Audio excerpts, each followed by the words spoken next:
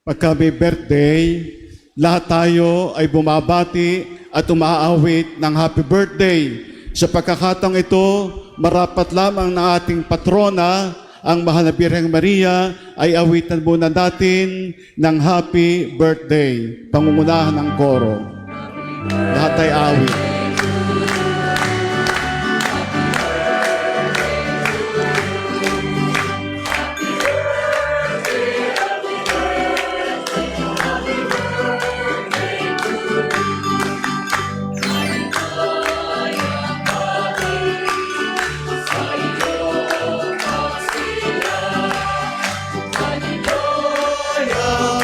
Maligaya, maligayang bati. Palakpakan natin ang Diyos at ang Mahal na Birhen. Sa ngalan ng Ama, ng Anak, at ng Espiritu Santo. Amen. Ang pagpapala ng ating Panginoong Hesukristo, ang pag-ibig ng Diyos Ama, at ang pakikipagkaisa ng Espiritu Santo, nawa ay sumainyong lahat. At sumainyo rin. Mga kapatid, upang tayong lahat ay maging karapat-dapat sa pagdiriwang na ito ng banal na misa, bilang pagpapasalamat sa Diyos sa pagbibigay sa atin ng ina natin at patrona, reyna ng ating bayan ng Matas na Kahoy, si Maria, aminin natin at pagsisihan ang lahat ng mga pagkukulang at mga kasalanan.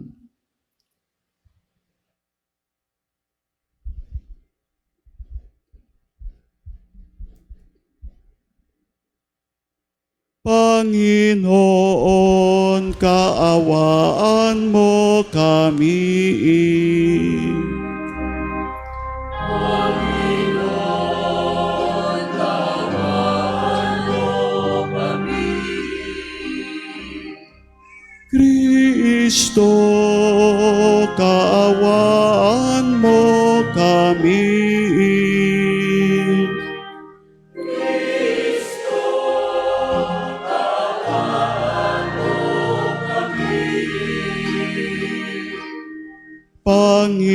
Panginoon, kaawaan mo kami.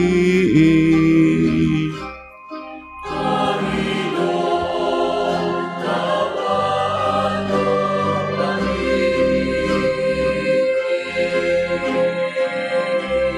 Kaawaan tayong lahat ng mahapangyarihang Diyos, patawarin ang ating mga kasalanan at patubayan tayo sa buhay na walang hanggan. Amen. Gloria in excelsis Deo.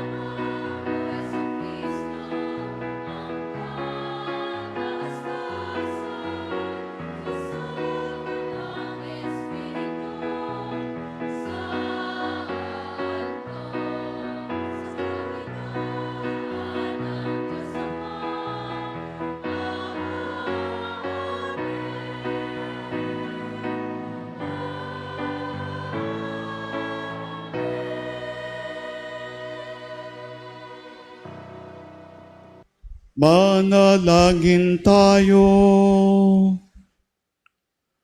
Ama naming mapangyarihan, igawad mo ang iyong kaloob sa iyong angkan upang ang mga nagkamit ng pasimula ng kaligtasan sa ipinanganak na Kristo ng Birheng Mahal ay makatanggap ng ibayong kapayapaan sa kapistahan ng pagsilang ni Mariang Ina ng Tanan sa pamamagitan ni Hesu Kristo kasama ng Espiritu Santo magpasa walang hanggan.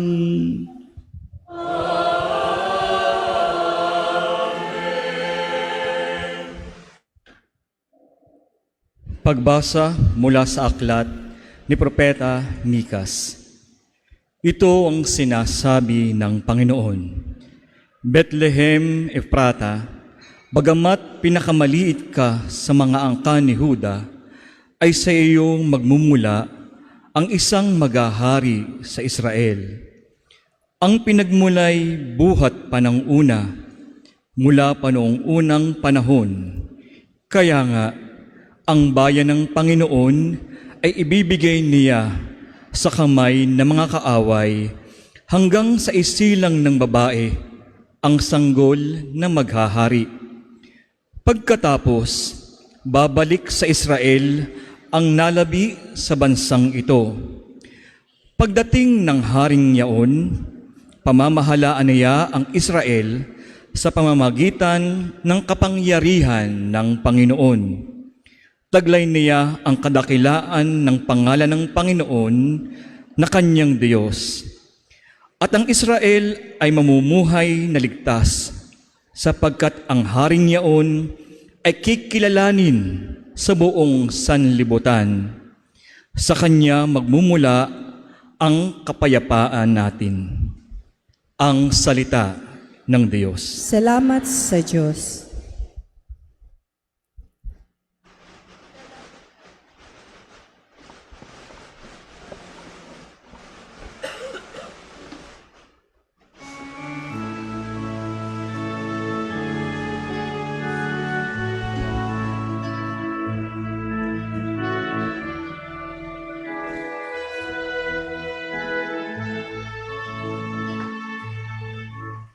Ang lubos kong kasiyahan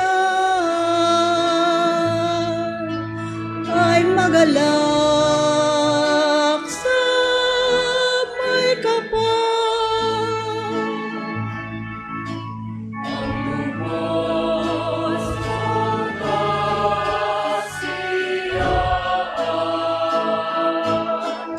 ay magalang sa may kapal.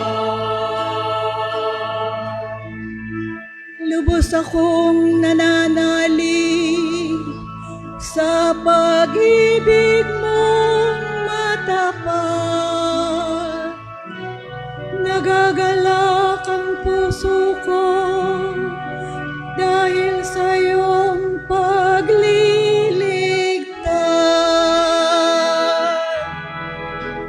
Ang lubos kong kasiyahan ay magalang sa may kapal.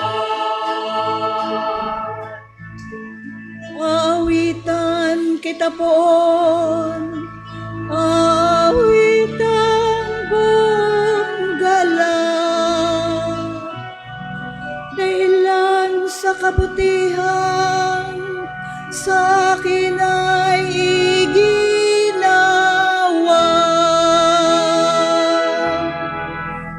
Ang lubos kong kasiyahan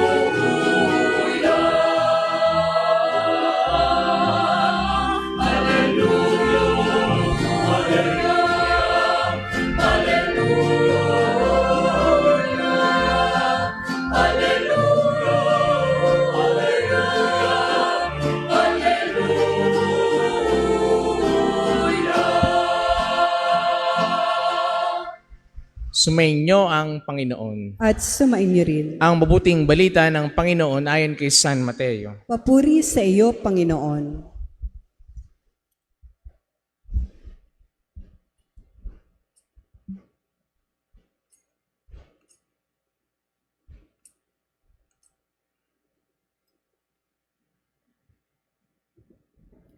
Ganito ang pagkapanganak kay Hesukristo. Si Maria na kanyang ina at si Jose na nakatakda ng pakasal. Ngunit bago sila nakasal, si Maria ay natagpo ang nagdadalang tao. Ito'y sa pamamagitan ng Espiritu Santo. Isang taong matuwid itong si Jose na kanyang maging asawa. Ngunit ayaw niyang mapahiya si Maria, kaya ipinasya niyang hiwalayan ito ng lihim. Samantalang iniisip ni Jose ito, nagpakita sa kanya sa panaginip ang isang anghel ng Panginoon. Sinabi nito sa kanya, Jose, anak ni David, huwag kang matakot na tuluyang pakasalan si Maria, sapagkat siya ay naglihi sa pamamagitan ng Espiritu Santo. Manganganak siya ng isang lalaki at ito'y pangangalanan mong Jesus, sapagkat siya ang magliligtas sa kanyang bayan sa kanilang mga kasalanan. Nangyari ang lahat ng ito upang matupad ang sinabi ng Panginoon sa pamamagitan ng propeta. Maglilihi ang isang dalaga at manganganak ng isang lalaki at tatawagin itong Emmanuel. Ang kahulugay kasama natin ang Diyos. Ang mabuting balita ng Panginoon. Pinupuri ka namin, Panginoong Hesukristo.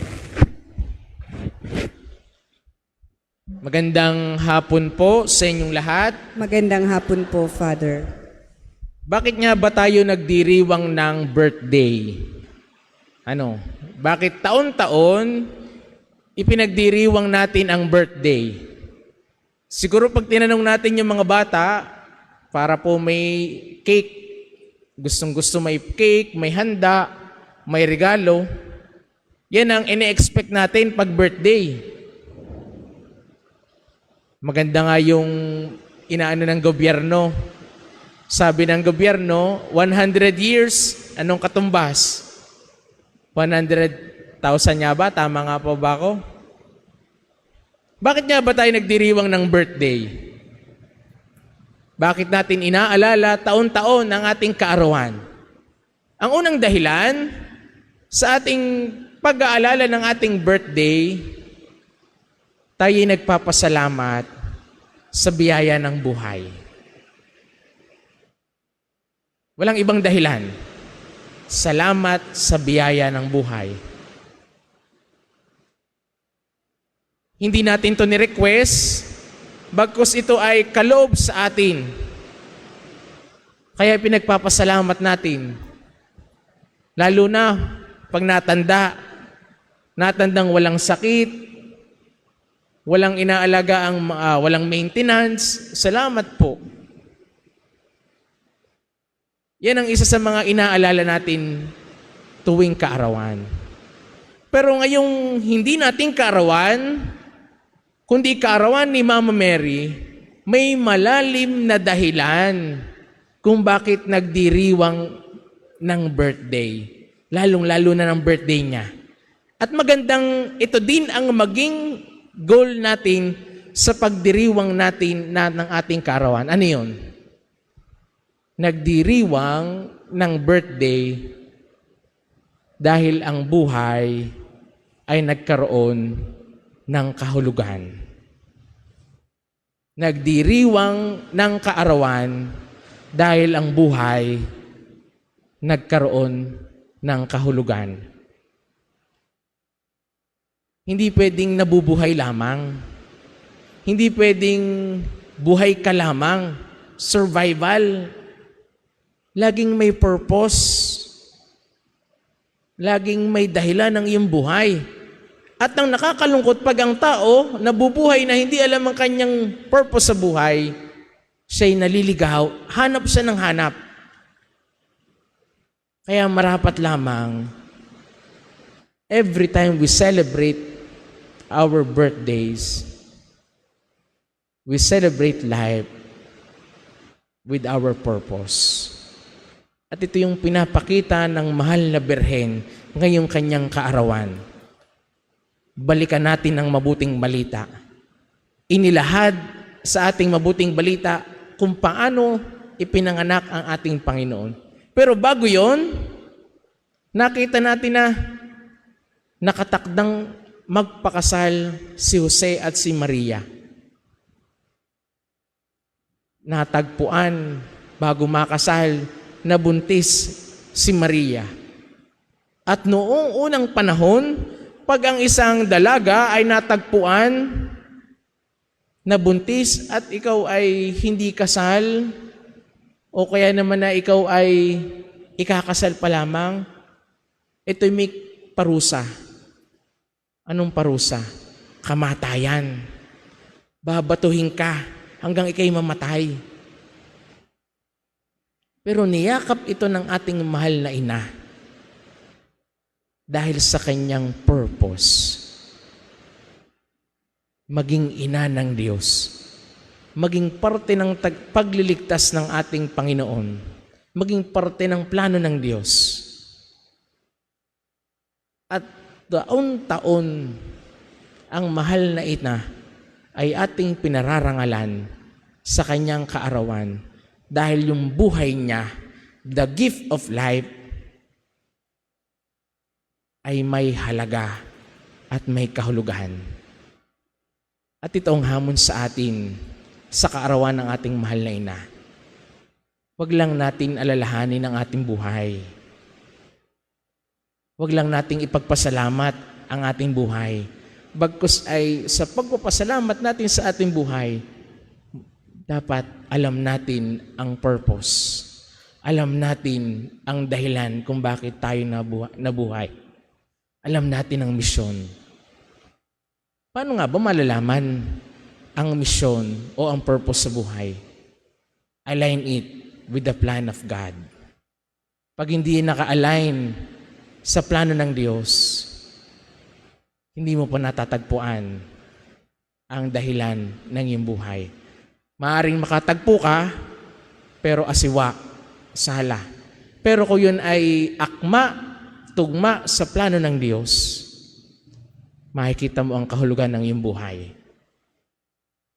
Ngayong araw na ito, ang simpleng handog natin ay ang ating pangarap na pagpapaayos ng ating harapan ng simbahan. Isama na natin ang dome, ang bell tower, at ipiniresent din yung mangyayari sa harapan ng simbahan. Napakagandang plano. Sino gaman hong maghahangad ng masama? Sino maghahangad ng pangit? Walang naghahangad ng pangit para sa kanyang sarili. Pero gaya ni Maria, align it, hayaan natin na ito ay umayon sa plano ng Diyos. Yung plano natin, iayon natin sa plano ng Diyos. Pagdasalan natin ang pag-aalay natin ito. Kung minsan, ang pinipili natin ay ang ating sarili. Kung minsan, nalilimutan natin na kaya pala nating magsakripisyo, kaya pala nating magtiis. Nawawala sa ating isipan na ito pala ang plano ng Diyos. Matuto tayo ng mga kabutihan. Kaya nga, isang paalala sa atin, sa bawat pagkilos natin sa buhay na ito, align it with the plan of God. Gaya ng buhay ni Maria, gaya ng patuloy na ipinapakita ni Maria, siya'y sumusunod sa plano ng Diyos. Yung simpleng yes, yung simpleng ako'y alipin ng Panginoon, maganap sa akin ang iyong wika, ito ay bumunga at lumawak at ang nakita ay isang magandang plano. Sana ganun din tayo. Magaya natin ang ginawa ng ating patron sa bawat plano natin sa buhay, sa bawat plano natin dito sa simbahan, laging naka-align sa plano ng Diyos. Pag naka-align sa plano ng Diyos, hindi lamang nagpapasalamat sa biyaya ng buhay, kundi nagpapasalamat sa biyaya ng buhay na may kahulugan at ang sarap ipagdiwang ang taong-taong kaarawan. Amen.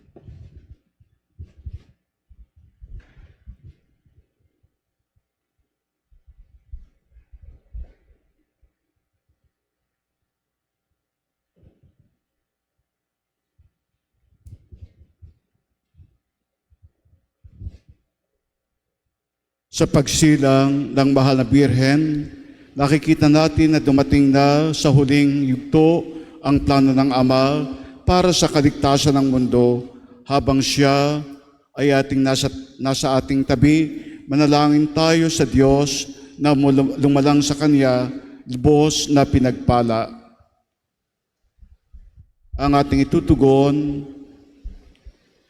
Panginoon, dinggin mo ang aming panalangin. Ang simbahan naway walang takot na ipahayag ang ebanghelyo na ipinagkatiwala sa kanya ng anak ni Maria. Manalangin tayo sa Panginoon. Panginoon, dinggin mo ang aming panalangin. Ang mga walang pananampalataya naway lumapit sa Panginoon na nagkatawang tao upang iligtas ang kanyang bayan sa kanilang mga kasalanan. Manalangin tayo sa Panginoon. Panginoon, dinggin mo ang aming panalangin. Sa ating mga ina, naway, bigay natin ang nararapat na pagmahal at paggalang na kailangan nila.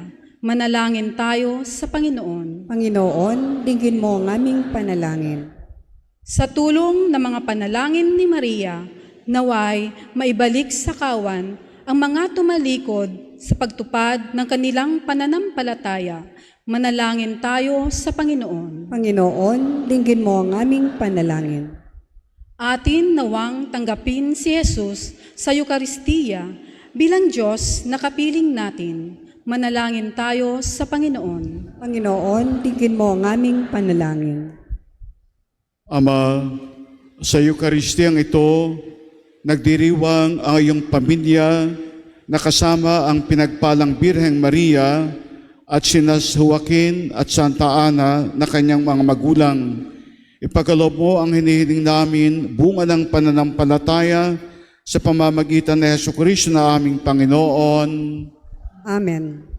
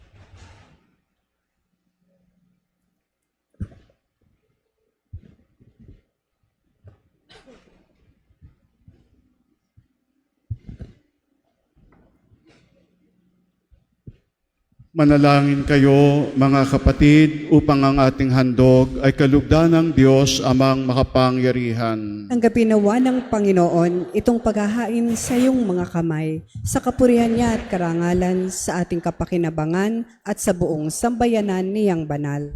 Ama naming lumikha, ang iyong nakatawang taong anak ay tumulong nawa sa aming ginagawa upang siya niliwal ni Maria nang di bumawas kundi lalo pang nagpaganap sa pagkabirhen, ay magpagindapat na kulugdan mo ang aming paghahain sa kapagpapatawad ng mga kasalanan, sapagkat siyang Panginoong kasama mo at ng Espiritu Santo magpasa walang hanggan.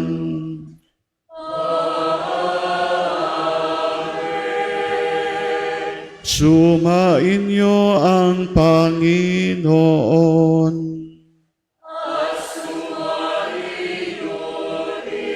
Itaas sa Diyos ang inyong puso at diiwa.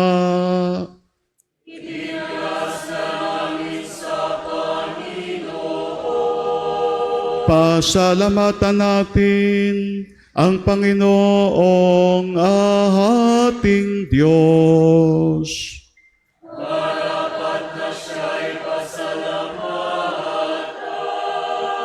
Ama naming mahapangyarihan, tunay ngang marapat na ikaw ay aming pasalamatan. Bukod mong pinagpala na maging ina ni Hesukristo, ang mahal na birhen nagpupuri at nagagalak sa iyo. Ikaw ang gumawa ng tanang dakilang bagay. Ikaw ang lumilingap sa lahat kailanman. Nilingap mo ang mahal na birhen bilang iyong abang alipin na iyong binigyan ng tungkuling kumalinga sa anak mong mananubos namin. Kaya kaisa ng mga anghel na nagsisiawit ng papuri sa iyo nang walang humpay sa kalangitan, kami nagbubunyi sa iyong kadakilaan.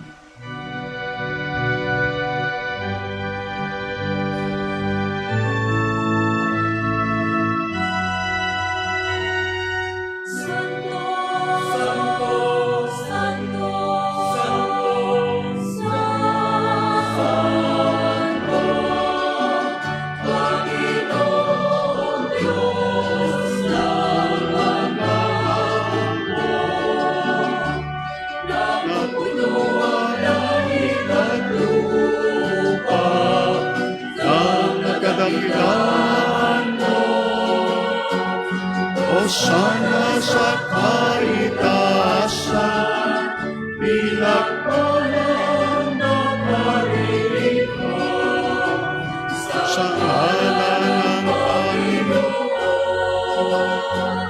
Hosana sa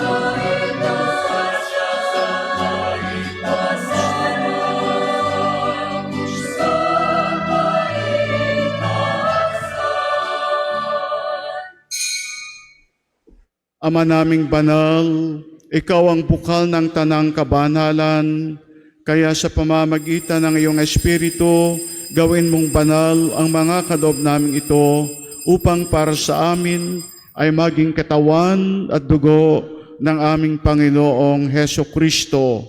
Bago niya, pinagtiis ang kusang loob na maging handog, kanyang hinawakan ng tinapay, pinasalamatan kaniya, pinaghati-hati niya iyon, iniabot sa kanyang mga alagad at sinabi, tanggapin ninyong lahat ito at kanin, ito ang aking katawan na ihahandog para sa inyo.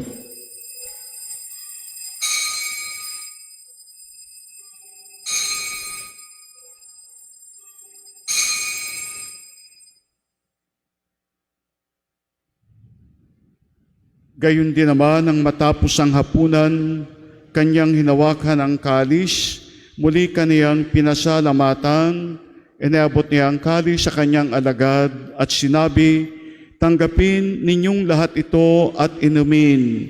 Ito ang kalis ng aking dugo, ng bago at walang hanggang tipan, ang aking dugo na ibubuhos para sa inyo at para sa lahat, sa kapagpapatawad ng mga kasalanan.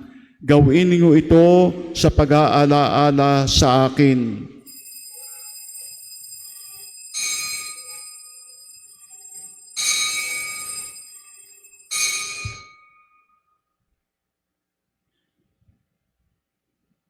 Ipagbunyi natin ang misteryo ng pananampalataya.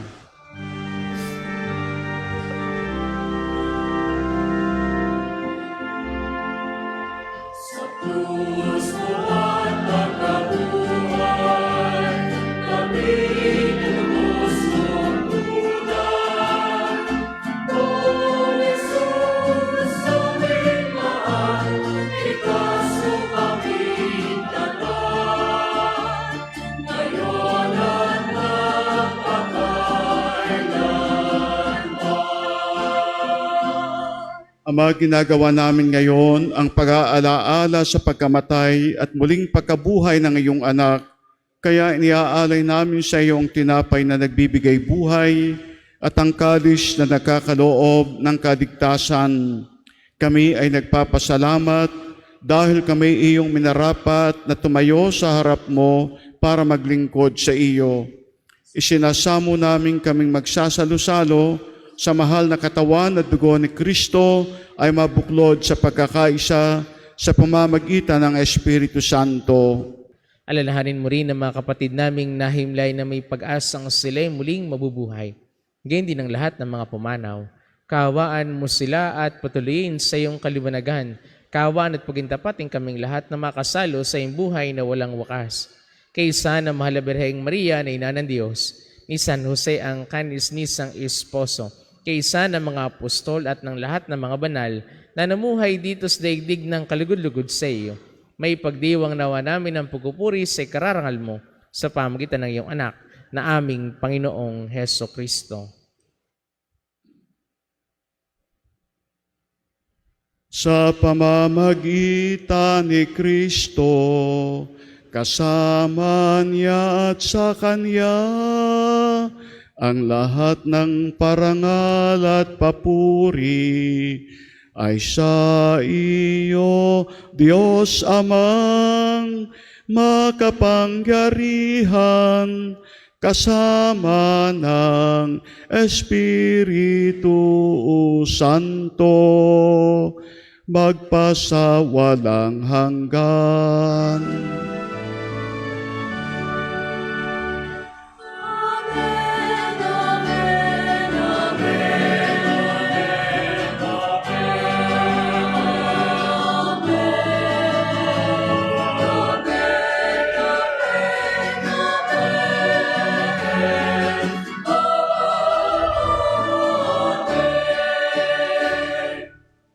Sa tagubilin ng nakagagaling na utos sa turo na Jesus, ipahayag nating lahat ng lakas loob.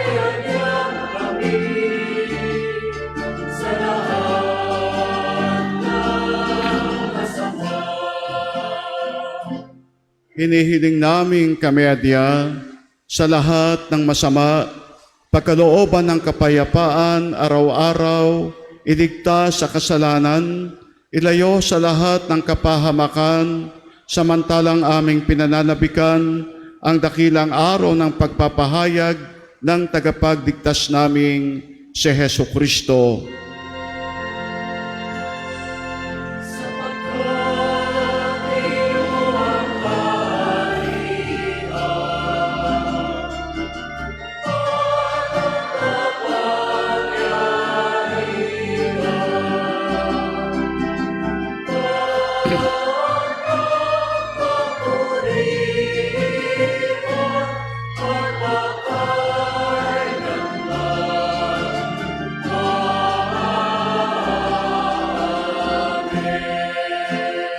Panginoong Heso Kristo, sinabi mo sa iyong mga apostol, kapayapaan ang iniiwan ko sa inyo, ang aking kapayapaan ang binibigay ko sa inyo. Tunghayan mo ang aming pananampalataya at huwag ang aming pagkakasala.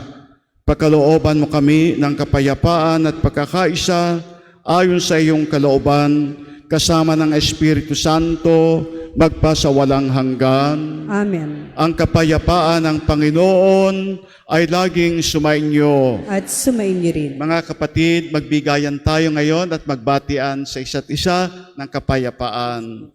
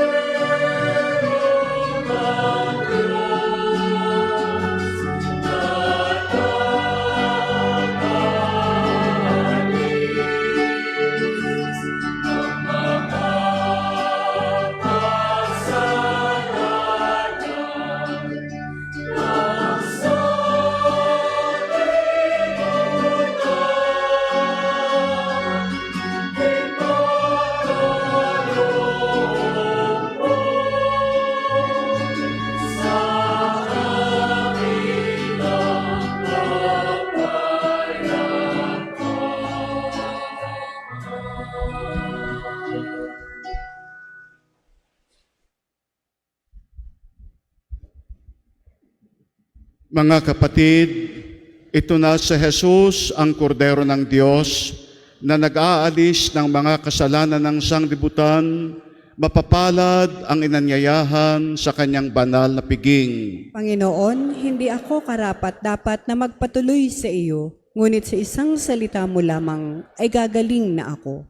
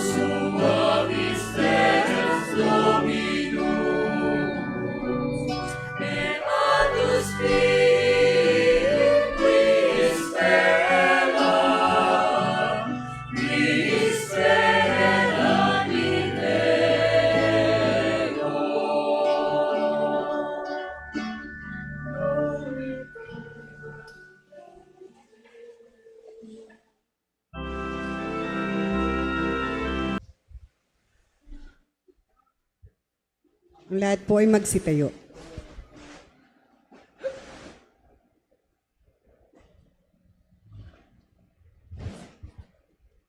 Manalangin tayo.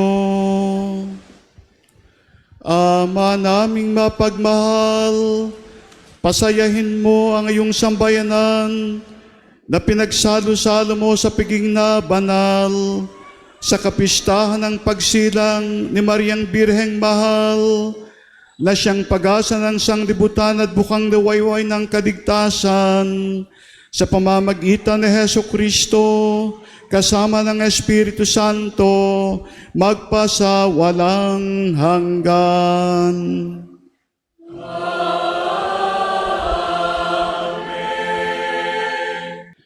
Sumainyo ang Panginoon.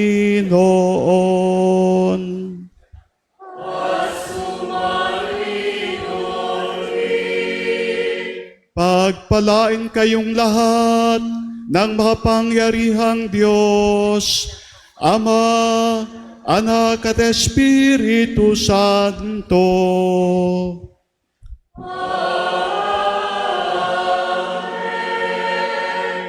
Mga kapatid, ay pagdiwang na natin ang banal misa, nawa ang ating puso ay patuloy nating handog sa Diyos at gayon din sa ating mahal na inang Birheng Maria, ang ating patrona at ang ating reyna. Salamat sa Diyos. Salamat sa Diyos. Gagawin po ang karahol.